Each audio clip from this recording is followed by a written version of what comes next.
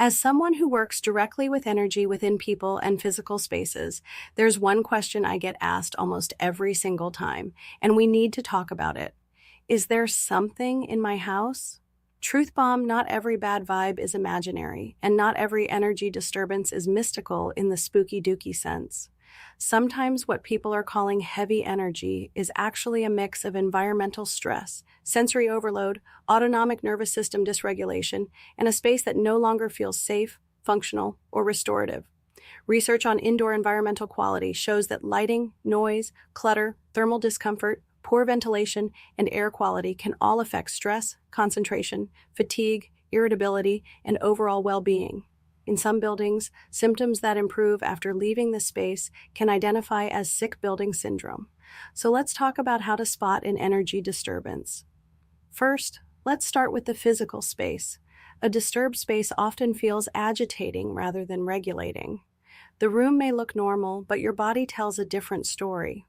You may notice restlessness, shallow breathing, tension in the body, trouble focusing, irritability, mental fog, or the sudden urge to leave the room.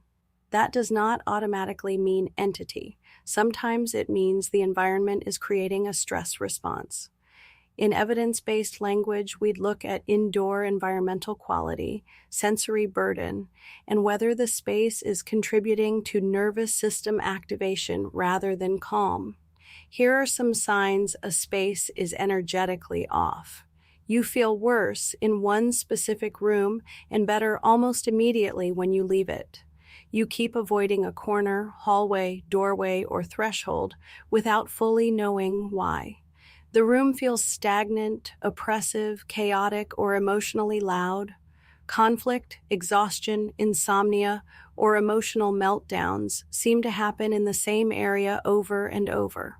You notice a buildup of clutter, poor airflow, dim lighting, sharp noise, or visual chaos that makes your system stay on edge. And spiritually speaking, thresholds like doors, entryways, and transitional zones often hold a lot of symbolic and emotional charge because they mark movement, access, protection, and boundary. Practically speaking, they are also places of repeated activity, sound, temperature change, and vigilance. So yes, doorways can absolutely feel charged. Sometimes the portal is spiritual, sometimes the portal is stress with a dramatic outfit on. Now let's talk about the physical body. When your body is experiencing an energy disturbance, a more precise term is often autonomic dysregulation. That means your nervous system is having trouble settling back into a regulated state. This can show up as hypervigilance, racing thoughts, tight chest, shallow breath, headaches, sleep disruption, nausea, startle response, dissociation, emotional flooding, fatigue, or feeling both wired and exhausted at the same time. Chronic stress can also dysregulate the HPA axis, which is part of the body's stress response system. In plain English, if your body never feels safe, everything starts feeling haunted. Your body will usually give you clues before your mind catches up. A regulated body feels open, steady, grounded, clear. A dysregulated body feels braced, guarded, foggy, overstimulated, or shut down. So how do you remediate the disturbance? Step 1. Assess before you assign meaning. Before calling something dark, cursed, or spiritually hostile, check the basics. Open the windows, improve airflow, reduce clutter, change the lighting, lower noise, wash fabrics, sweep the floor, remove broken items, notice odor, dust, humidity, or stale air. If symptoms consistently happen in one building or room, environmental causes need serious consideration. Step 2. Restore coherence to the space. What you want is not just a prettier room. You want a room that signals safety to the body. That means order, flow, softness, and function. In design and wellness language, this overlaps with restorative environment principles and biophilic design, bringing in natural light, greenery, organic texture, calming sensory input, and visual spaciousness.